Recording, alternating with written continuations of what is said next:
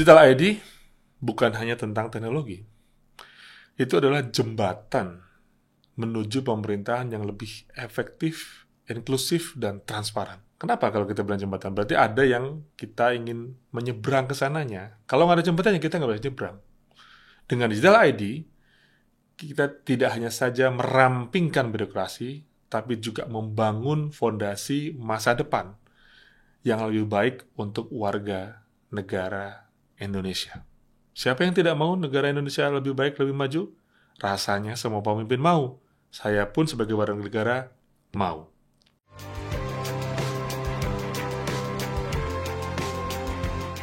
MIK Podcast menuju Indonesia Digital.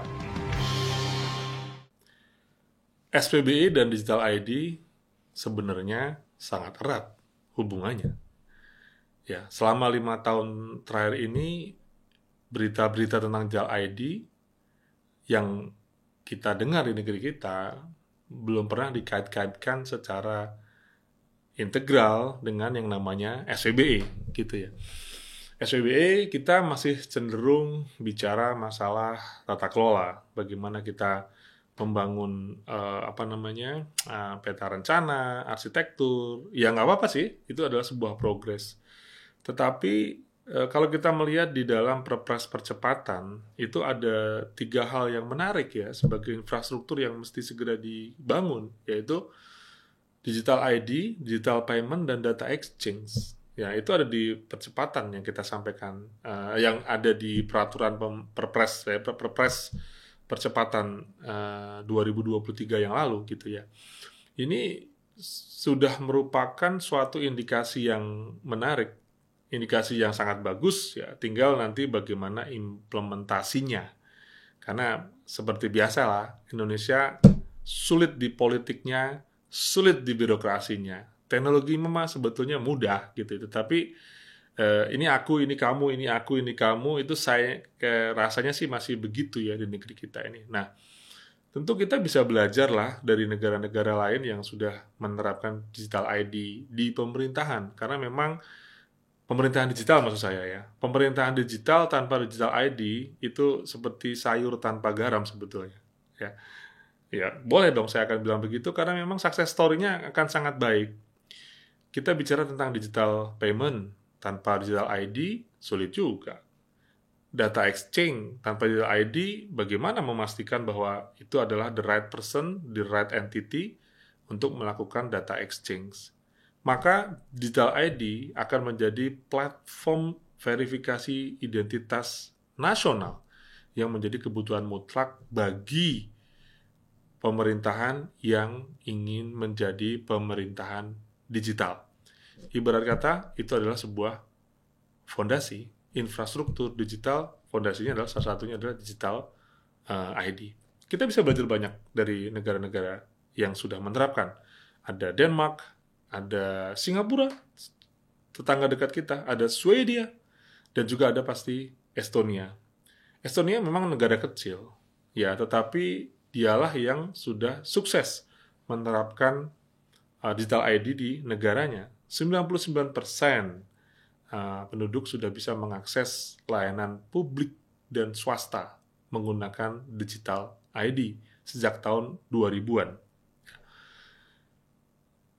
Banyak yang bicara bahwa selalu mengkomparasikan bahwa Estonia, Singapura, ya, Swedia adalah negara-negara kecil, penduduknya kecil, problemnya mungkin nggak sebanyak negara kita.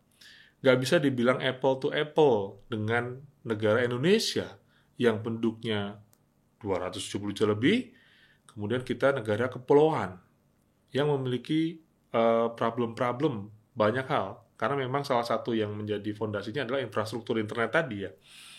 Tetapi saya pikir tidak menjadi suatu alasan yang menjadi obstacle begitu besar. Karena kita bisa menerapkan sebuah hal yang baru itu kan dengan Big Bang atau menggunakan metode puzzle. Jadi bertahap saja gitu ya. Nggak usah Big Bang saya Indonesia dulu. Memang Indonesia kan dari sisi infrastruktur kan memang berbeda-beda ya. Bagaimana kita bisa melihat dari Indonesia Barat, Tengah, dan Timur memang itu adanya dan memang kebijakan kita yang harus memberikan ruang terhadap perbedaan itu. Ya, sehingga kan kehadiran pemerintah untuk, pernah saya bahas sebelumnya ya, kehadiran pemerintah untuk menyediakan infrastruktur itu menjadi satu hal yang mutlak dan menjadi prioritas. Jadi saya pikir kalau mau melihat bagaimana mengimplementasikan Digital ID, tentu tidak perlu big bang, tapi kita bisa start small dulu aja, secara fase mungkin di daerah mana terlebih dahulu, di provinsi mana dulu, di kabupaten mana dulu. Ya, saya pernah dulu mendengar ada banyak sekali rekan-rekan Pemda yang melakukan studi banding ke Estonia gitu ya, beberapa yang saya kenal dan punya visi untuk menjadi beyond Estonia, dan tidak salah sih kalau kita bisa implementasikan itu dalam kapasitas start small, sehingga kita punya success story dan terus dikembangkan bertahap-tahap sampai nanti akhirnya kita memiliki kemerataan ke semua pelosok negeri Indonesia. Selain Estonia yang menjadi pelopor digital ID di dunia sejak tahun 2000, sudah banyak negara-negara lain yang menerapkan digital ID ini dan sukses. Salah satunya adalah Singapura, tetangga dekat kita, ya, yaitu bagaimana keberhasilan Singapura menggabungkan, mengintegrasikan layanan pemerintah dan layanan swasta, sehingga warga hanya cukup membutuhkan satu identitas saja digital untuk berbagai kebutuhan. Jadi terintegrasi lah antara layanan pemerintah dan layanan swastanya. Kemudian kalau kita bilang di Swedia juga sudah mengadopsi yang namanya Digital ID, di mana memungkinkan warganya untuk melakukan proses pembayaran pajak di sana, kemudian mengakses layanan kesehatan, kemudian berinteraksi dengan pemerintah secara online. Dan hasilnya memang seperti impian SPBE loh. Kalau kita melihat visi misi SPBE di Peta Rencana pada tahun 2015, bagaimana kita membangun transparansi, efektif, efisien, maka Swedia mengalami penurunan biaya operasional, melakukan peningkatan efisiensi, dan yang paling penting adalah peningkatan kepuasan publik yang lebih tinggi. So, ini adalah sebuah fakta, sebuah bukti nyata bahwa Digital ID di beberapa negara bisa mensukseskan apa yang menjadi mimpi dari pemerintahan digital. Dimana kalau kita di Indonesia, pemerintahan digital itu dikejawantahkan dengan SPBE, Sistem Pemerintahan Berbasis Elektronik, yang bertujuan untuk terwujudnya penyelenggaraan pemerintahan yang efektif, efisien, transparan, dan akuntabel. Saya yakin, saya sering bilang bahwa itu bahasa langit, ya. Efektif, efisien, transparan, dan akuntabel adalah bahasa langit. Maka tugas dari pemerintah adalah menurunkan bahasa langit itu ke bumi. Gimana caranya? Salah satunya adalah Digital ID. Kondisi di Indonesia saat ini, kalau kita melihat, saya kembali lagi dikorelasikan dengan SPBE ya. SPBE itu kan memang salah satu sentral yang ingin dibangun adalah berbasis kepada data kependudukan, di mana data kependudukan itu akan mendeliver berbagai bentuk layanan, baik itu kesehatan, kemudian pendidikan, sosial, bansos, dan segala macam, itu ada di sana. Tapi base datanya adalah tentang data kependudukan. Kalau kita melihat di kondisi saat ini ya, ini membuktikan bahwa memang ini agak menjadi butuh percepatan ini ngomong Digital ID. Data penduduk itu yang ada tentu ada di Dukcapil, di data centernya di Dukcapil, di mana daerah-daerah yang ingin mengakses data itu memang diizinkan ya, mengizinkan, yaitu dengan mengirimkan sebuah PKS gitu ya. Sebuah PKS, perjanjian kerjasama, kemudian baru mendapat akses. Ada juga yang nggak dikasih gitu ya. Tentu dengan pertimbangan, tentu keamanan ya. Pasti dengan requirement tertentu, baru kita bisa mendapatkan akses ke data pendudukan. Walaupun itu sesama pemerintah.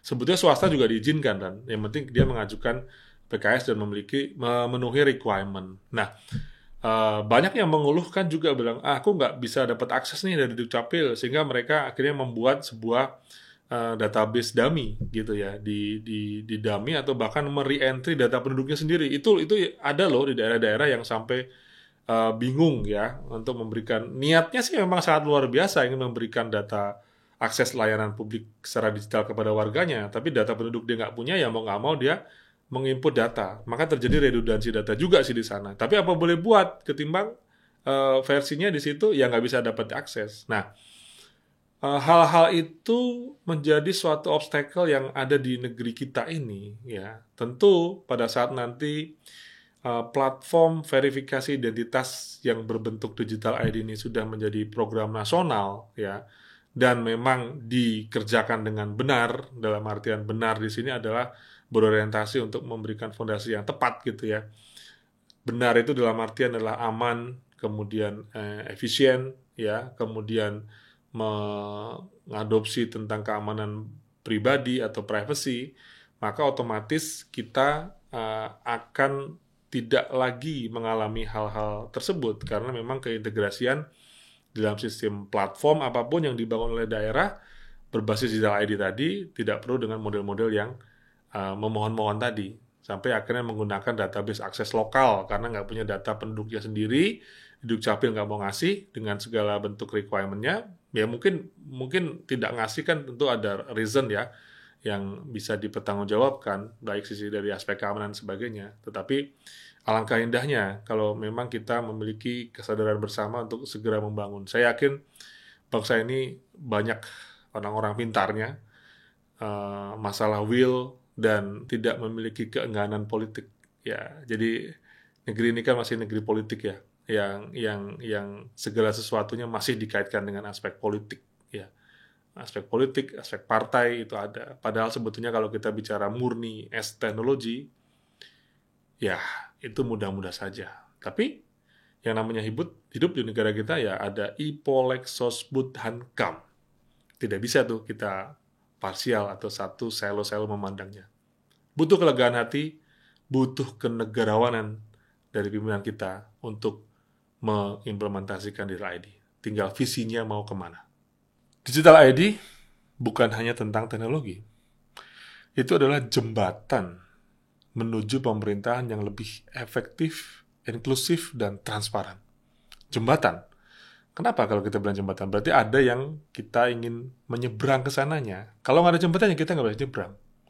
Dengan Digital ID, kita tidak hanya saja merampingkan birokrasi, tapi juga membangun fondasi masa depan yang lebih baik untuk warga negara Indonesia. Siapa yang tidak mau negara Indonesia lebih baik, lebih maju? Rasanya semua pemimpin mau. Saya pun sebagai warga negara mau.